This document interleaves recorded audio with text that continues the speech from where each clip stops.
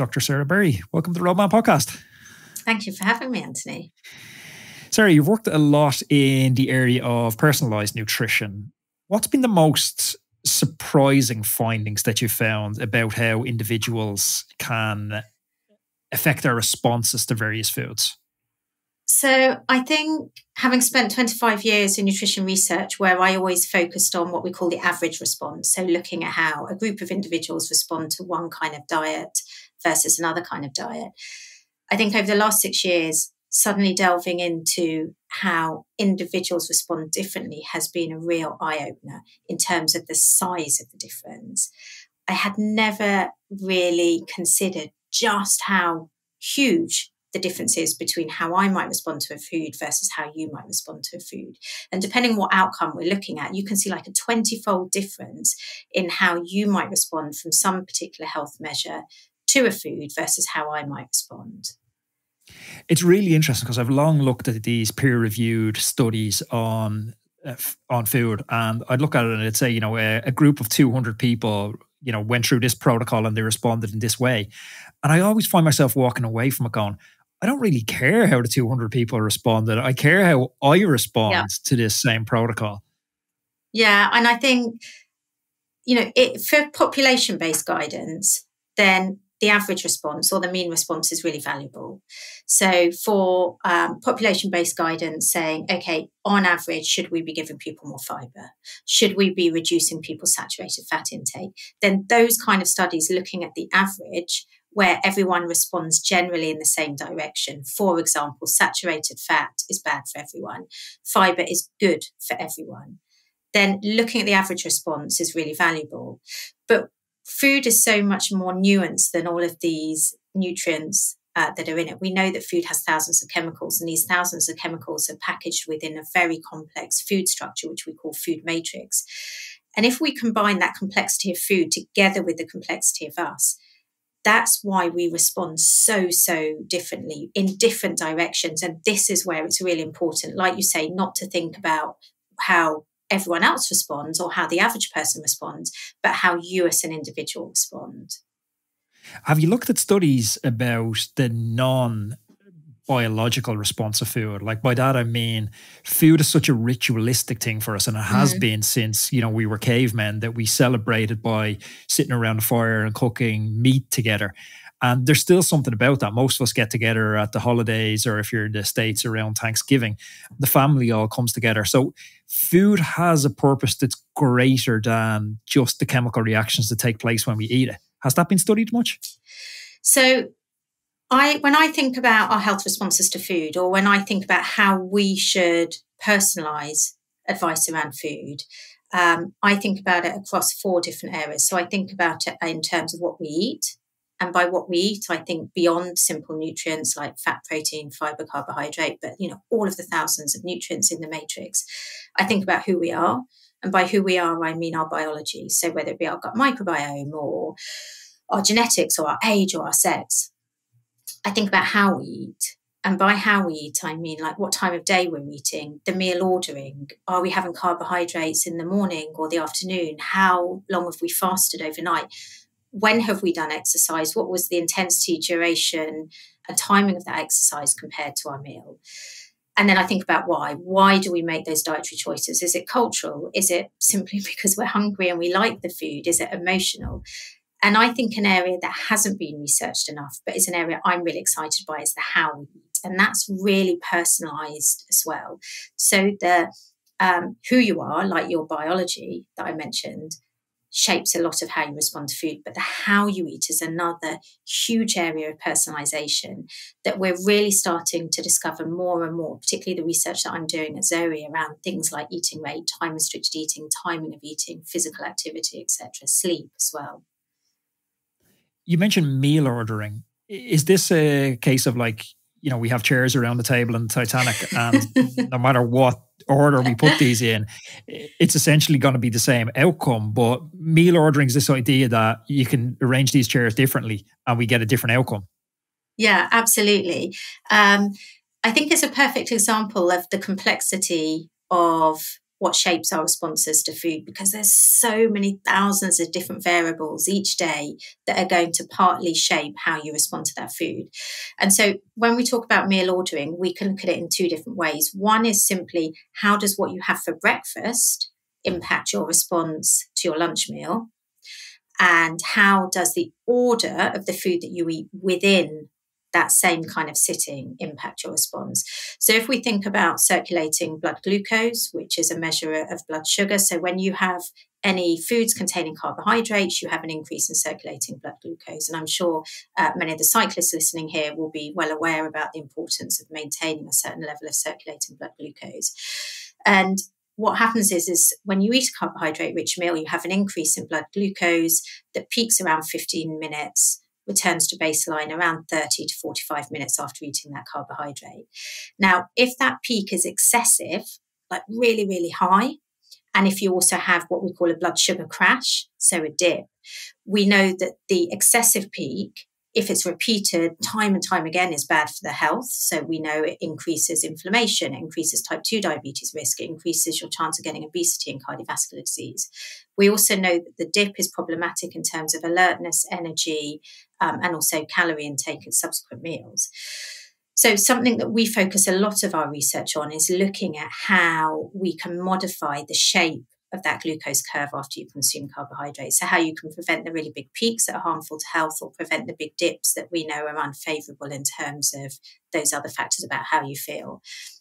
And this really nicely can illustrate as well the importance of meal ordering. So, for example, we've conducted a study at Zoe where everyone had in random order different breakfasts. So we had 50 people who, over a couple of week period, in random order, had each morning after fasting overnight a different kind of carbohydrate-rich breakfast. But everyone had exactly the same lunch meal. Now, their blood glucose response after their lunch meal was partly shaped by what they had for breakfast. And so even though they're having exactly the same lunch meal, what we also see within a meal, and this is quite a new area of research, that the order in which you eat your foods within a meal can also impact your blood glucose response. Interesting. And so we know that fibre in a meal, fat in a meal, and protein in a meal delays your rate of gastric emptying. So it delays the rate at which your stomach empties, and therefore the rate at which the blood glucose will appear in your bloodstream. So if for health reasons you want to reduce that sudden peak in glucose, then it's really good to have before your carbohydrates or with your carbohydrates, fat, protein, or fibre. So you could have something, if you're having, let's say you're having a starter or you're having a kind of little snack before your main meal, if you had something that contained fat, protein, or fibre, it would delay the rate at which your stomach emptied that glucose into your bloodstream.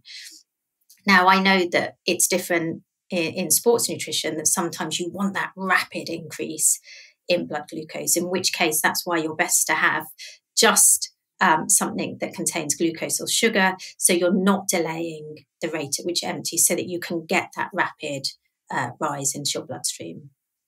I think people feel so overwhelmed about nutrition, Sarah, and it's because it's so complex. And I spoke to Dr. Dan Plews on the podcast. He's an expert in heart rate variability. And he said one of the challenges with heart rate variability is there's a lot of academic research on heart rate variability, and it's an extremely complex topic. But then what you're trying to do is take something that is in its essence very, very complex and to try and simplify it for a mass audience. So you're trying to take a measurement of heart rate variability and bring it into a Whoop or an Oura ring and simplify it as one number to say, okay, I feel good today, I feel bad today. When the reality of it is heart rate variability is a lot more complex than just looking at a number and saying, I feel good, I feel bad, as Whoop or Oura would try and have us believe. Nutrition kind of feels the same to me, that the mass media wants to simplify it.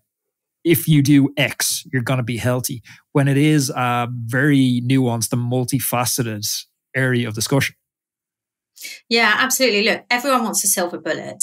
Everyone wants a quick fix. And, you know, nutrition, health, exercise, it's all the same. It's so nuanced.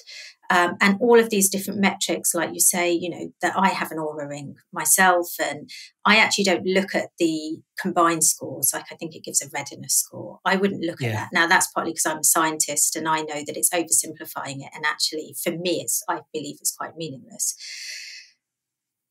The problem is that people do need simple messaging, but also people want quick fixes when it comes to nutrition. And so this is why you see this rapid growth that we're having recently in things like these green powders, the juices that people are having. And they're like, oh, well, I can eat what I want. This is in a food landscape where 60% of our energy is coming from ultra-processed food that we know is bad for us. But hey, that's fine. I'll just add in one of these green powders or shakes and it offsets it. Unfortunately, it's not that simple. And, I have a boring message because there isn't a silver bullet. It's not that simple. Food is complicated. How we respond is complicated. Now, we can make it simple by following some very simple principles in terms of reducing how much ultra-processed food we have, in terms of listening to our hunger signals, trying to eat a plant diversity, so trying to eat more plant-based foods in their original structure, unprocessed, but a diversity of different plants, trying to increase our fibre intake, trying to add fermented food in as well. So there's lots of simple strategies we can incorporate, but within these, it's nuanced. And, perfect example, if I can give you an example of sometimes why it can be so confusing is dairy. Now, for years and years, people have been told you've got high cholesterol, reduce your dairy intake, don't have loads of cheese. Dairy's got loads of saturated fat in, saturated fat's bad for us. But what we know is that actually it's not that simple. So within the category of dairy, you've got hundreds of different products, different cheeses, different yogurts, butter, milk, etc. What we know is that if you ferment dairy, which is what happens with cheese and which is what happens with yogurt, that it changes the structure. So whilst it still has loads of saturated fat in it, the process of fermentation that changes the structure actually prevents the normal increase in cholesterol that you would see from having the unfermented butter or milk, for example. And so therefore, a headline saying reduce your dairy if you've got high cholesterol actually is oversimplified, because it's fine to have cheese. It's fine to have unsweetened yogurt if you have, because it won't increase your cholesterol intake, your cholesterol levels. But I know in sport, I see people, and I call it majoring in the minor things, where they have too much focus on stuff that is marginal in the benefit for them, and not enough focus on the unglamorous reality of you need to sweat and you need to train quite a lot to get any adaptation. And I wonder, is the same true of nutrition? Preparing for this podcast, I sat in the cafe across the road and I just observed people going past, and anecdotally, like I would say 70 to 80% of people that come into the cafe are overweight. And I wonder, is there like a Maslow hierarchy of needs equivalent with nutrition, where if we're faced with this obesity epidemic where you're talking to people about fermenting cheeses, is the reality they need to be looking at macro control, and they need to be looking at, getting a caloric neutrality or deficit each day, and maybe forgetting about the fermented cheeses? Does that type of thinking exist within the nutritional sphere? Yeah, certainly amongst nutritional scientists like myself, we are always conscious of what we call the size impact. So in the same way that you talk about the major and the minor, we talk about what is the size impact of making that change in terms of a given health outcome. Now, some of the areas that are heavily promoted now, particularly amongst influencers, and are kind of seen as, sexy changes to your diet, actually have quite a small size impact. Yeah. Now, for some people, even starting small, if it helps them in terms of it motivates them, they're more likely to adhere to the bigger things that are often the more boring things, then great, let's do that. But we would always try and start with what has the biggest size impact on your health. So if we're talking about obesity, for example, what's going to have the biggest size impact to reduce levels of obesity? Obesity is multifactorial. And so it is challenging because it's going to be different for every individual. So for some people, they might be overweight because of emotional reasons that are causing them to eat excess calories. Some people might be overweight because they're having a diet that's exclusively ultra-processed food that causes you to eat faster, eat more calories, etc. There's so many different reasons to why people might be overweight or have high cholesterol or have type 2 diabetes. So the major factor will differ from one individual to the other. But at the heart of, or kind of the foundation of nutrition, I think that, you know, what we're all agreed is that everyone's eating too much heavily processed, unhealthy food. And this causes us to overeat. So we know from research that if you eat heavily processed or ultra-processed food compared to nutritionally matched food, but that just hasn't been through all these levels of process, you on average consume 500 calories more per day. You eat your really? food. That's very interesting.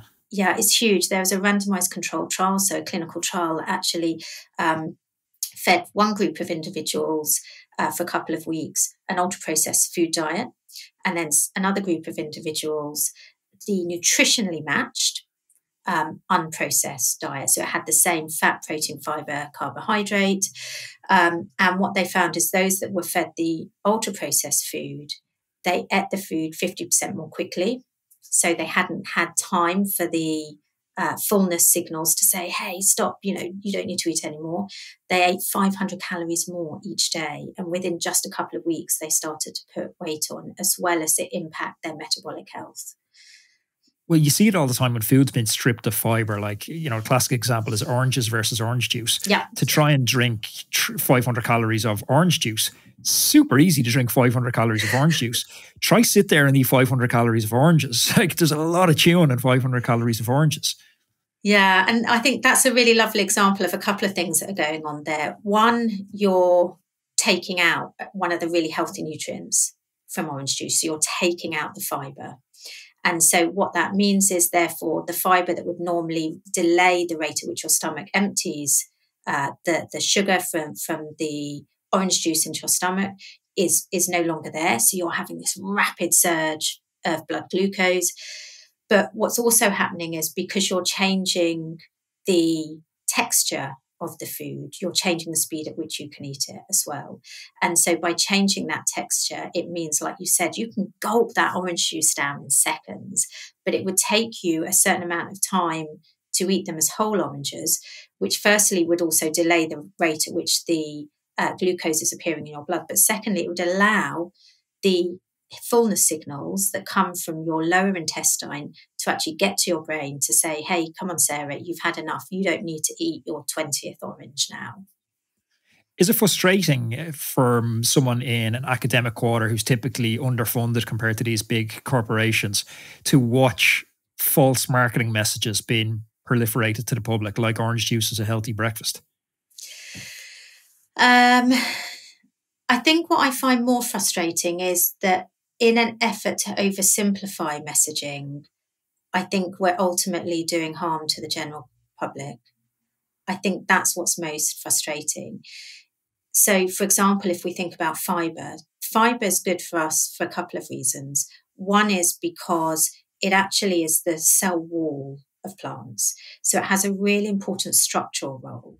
And one of the reasons it's really good for us is because of this structural role it has. Now, if you add fiber into a food, so let's say you were to take the fiber away from, for example, the orange. So if we use that as an example, so you have your orange juice, but you add the fiber back in, you are then having fiber, which will have some benefit, but you've taken away its really important structural role, which actually is one of the reasons why fiber is so good for us.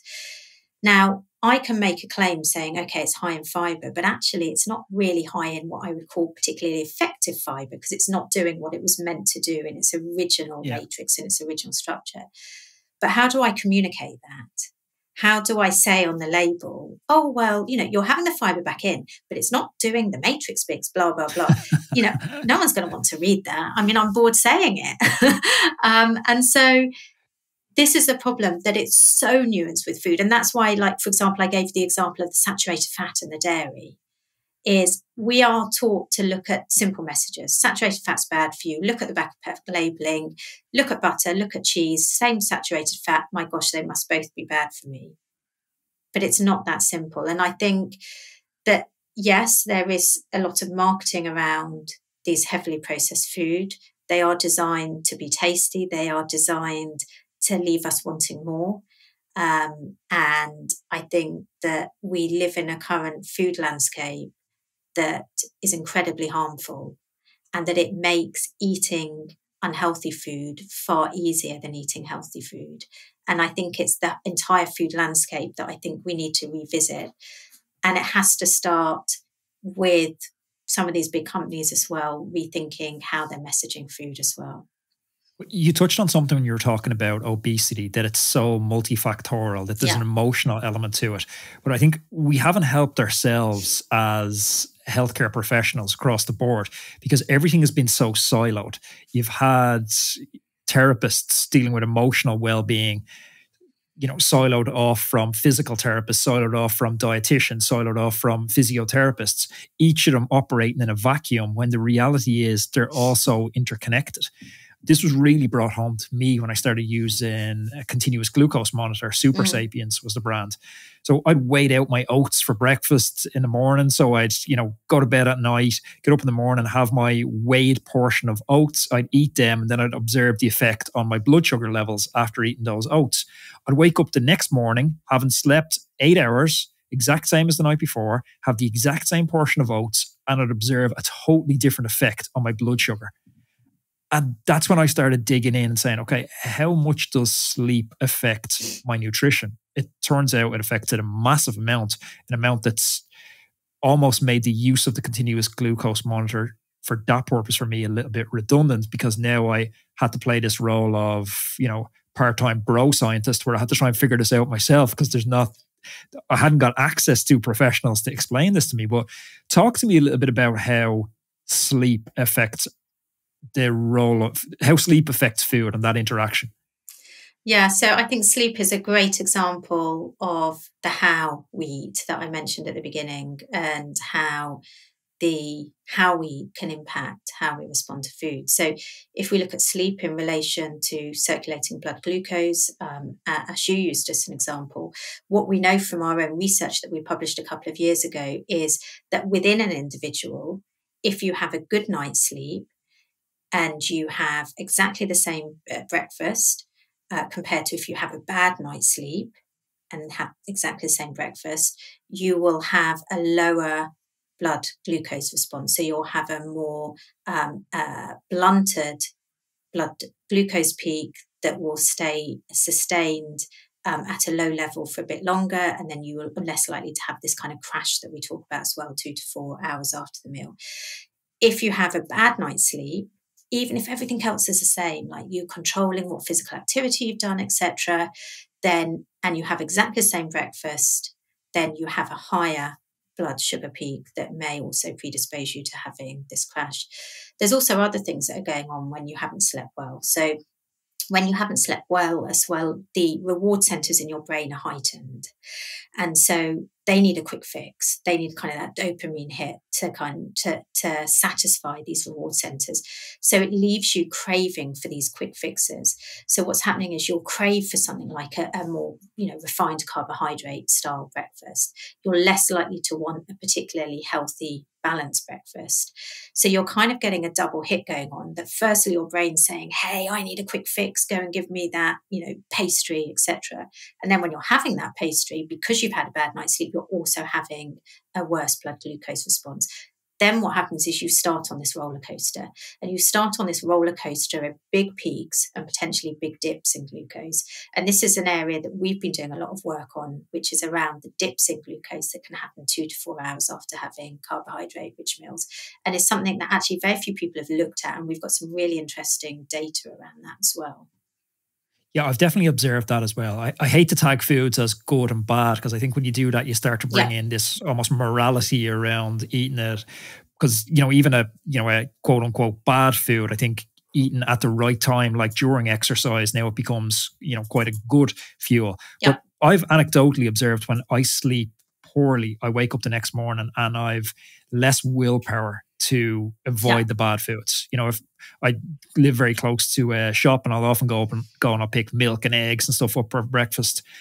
but they've a beautiful French bakery and the smells waft up. And 99 times out of 100, I'm like, okay, I know I don't need a pan de raisin right now with my coffee. But if I've had a bad night's sleep, I am quite susceptible to a pan de raisin. Yeah, and I think, we should be quite gentle on ourselves in that our brain is directing us to that. And this adage that, it's all about willpower. Yes, there's an element of willpower, but so what? Having that, pain au chocolat or that croissant once in a while, it's not going to do you any harm. So you've had a bad night's sleep, for whatever reason, go gentle on yourself and allow yourself to have it is my motto. Today's show sponsor is Pillar. Well, we're all familiar with the importance of electrolytes and carbohydrates and their role in our race preparation. Pillar is taking a completely different route. It focuses on micronutrition, ensuring we're ready to perform even before we hit the start line.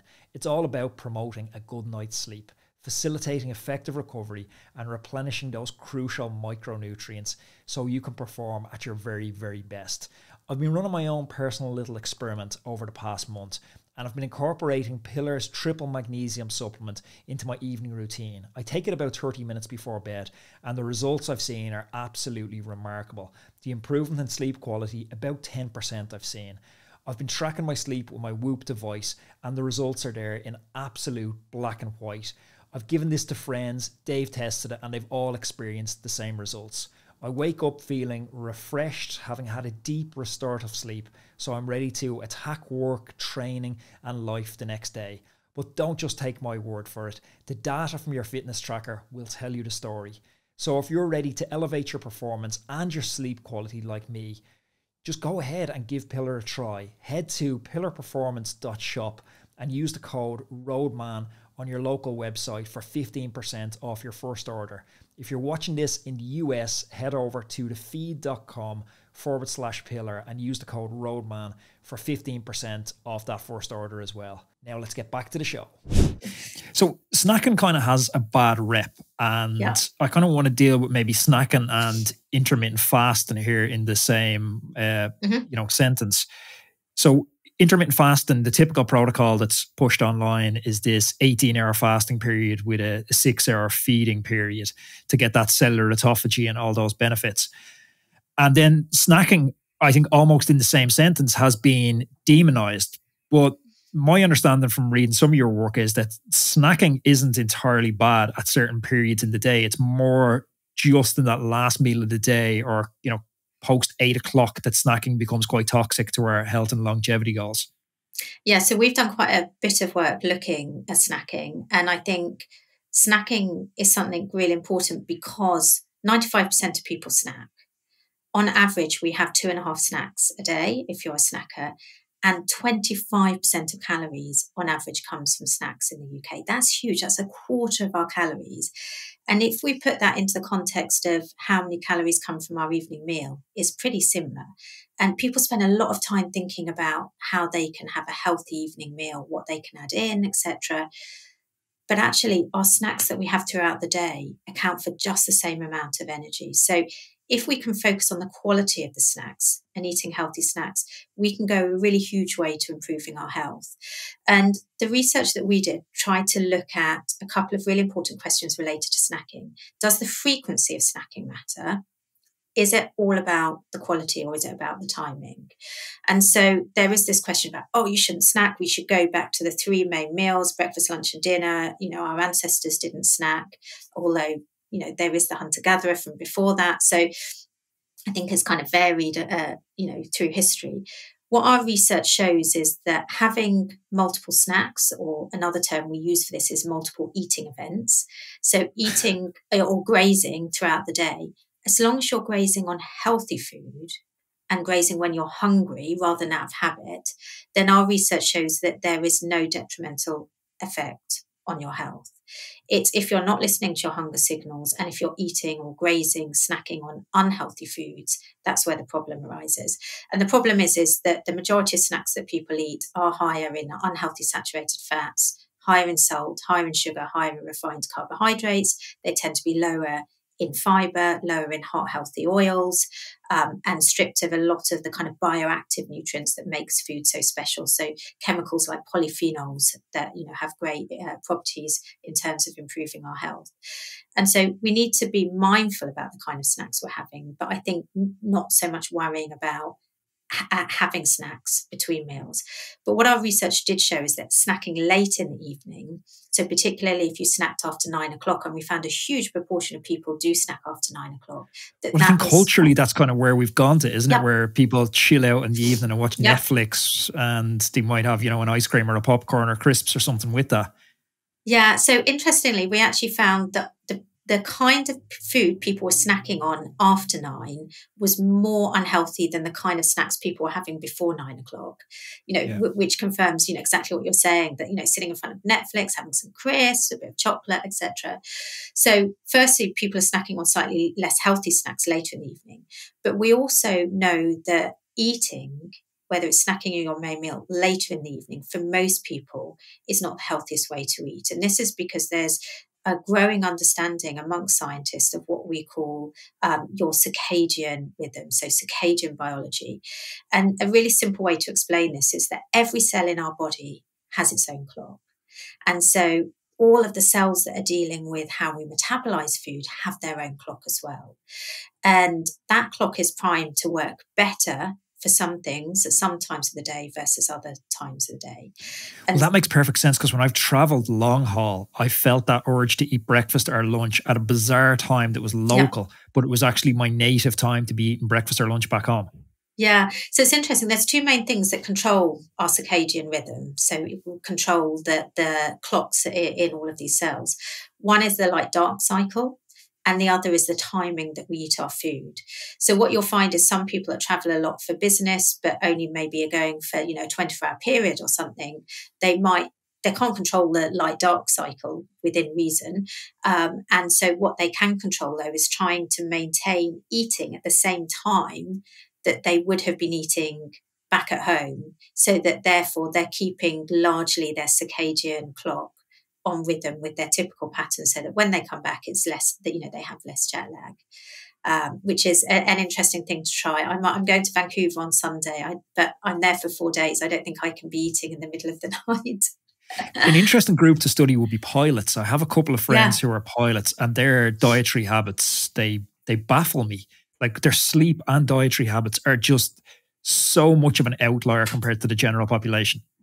Yeah, so there's a whole lot of research around shift workers for that same reason, that they're having maybe 3 or 4 days a week where they're eating in one kind of time zone, and then they're having, 2 or 3 days a week where they're eating in a different time zone.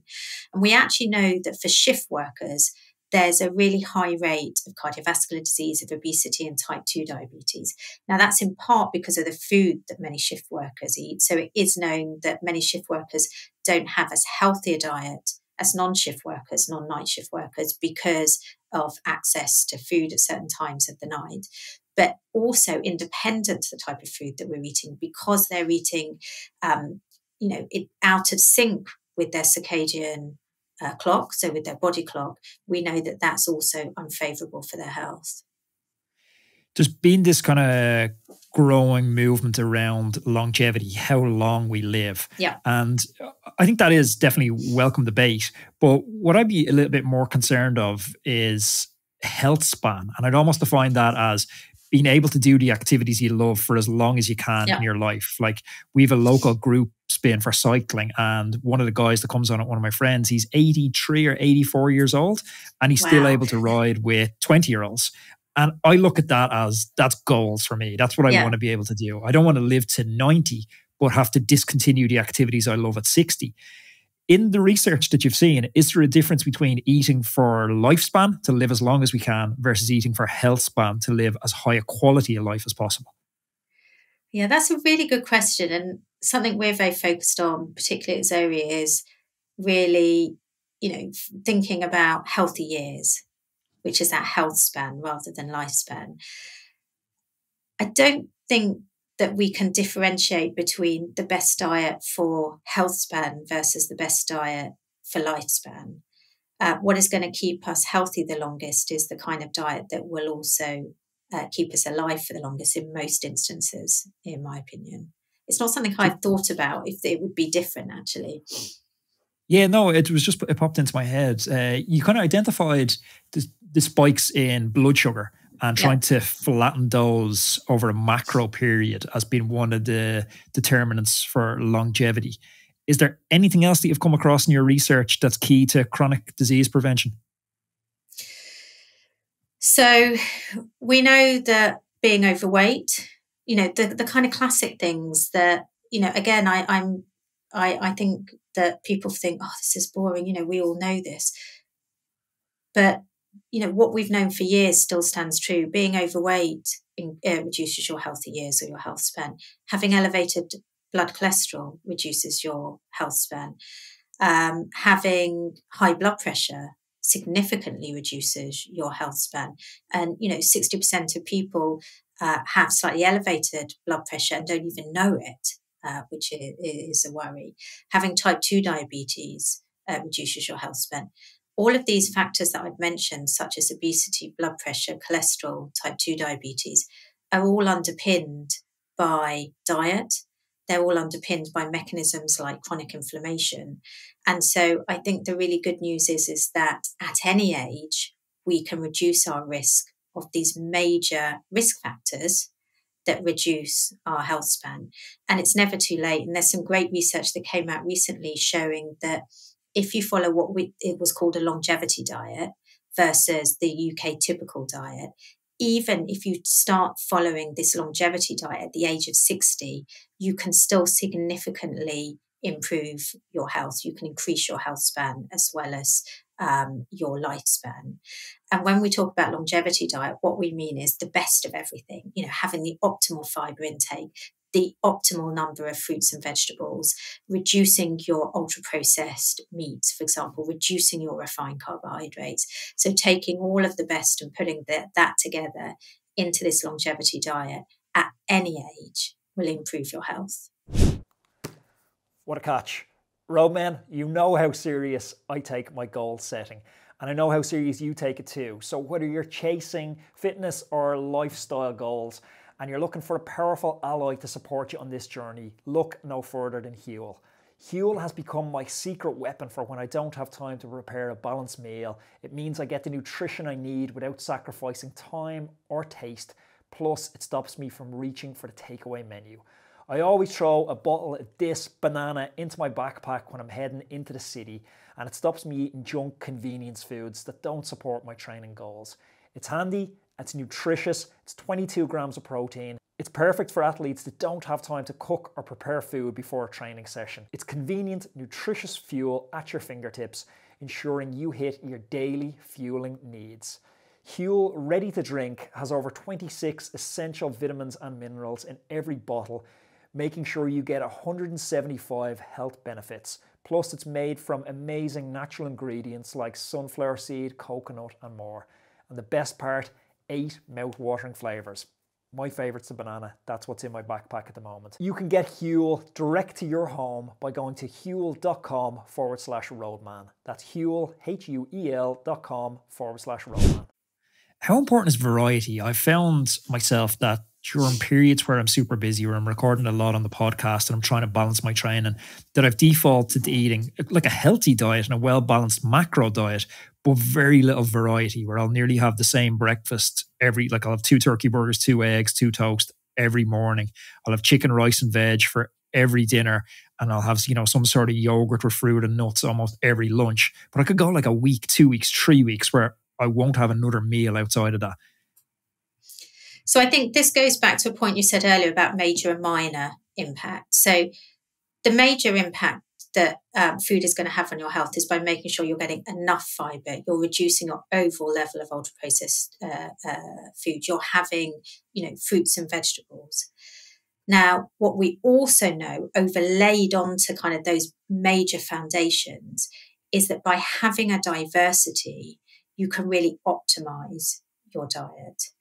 And so whilst if you're still having adequate fiber, adequate nutrients from, unprocessed plant-based foods and reducing these healthy foods, even if you're eating the same thing week on week, you can still have a reasonably healthy diet. By having that variety means you're exposing your body to these thousands of chemicals that we know exist in food. So we know that food isn't simply a case of the four macronutrients, fiber, protein, fat, carbohydrate. We know that foods contain up to about 20,000 chemicals in each food.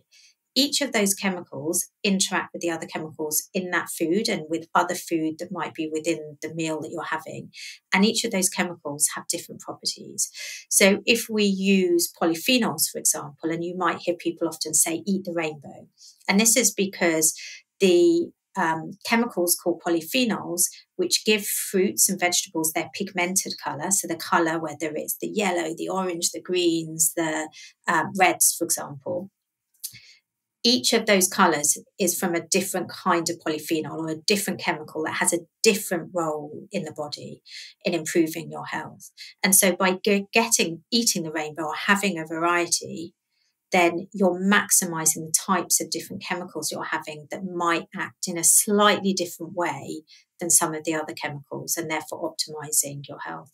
We also know for another reason as well it's important, which is your microbiome. And the microbiome is a really rapidly growing area of research and an area we've focused on a lot. And the microbiome is simply the trillions of bugs that are in your gut. And we have trillions of bugs that differ between each individual that actually have a party on all of the undigested food, which is mainly the fibre that reaches our gut. And this is why fibre is so important. We also know that it eats some of these polyphenols, so these different coloured parts, as well as fruits and vegetables. Now, these bacteria have really wide-reaching roles in our health, many of which have beneficial effects on our health. But different bacteria, which have different impacts on our health, feed on different kinds of fibre or different kinds of plant chemicals.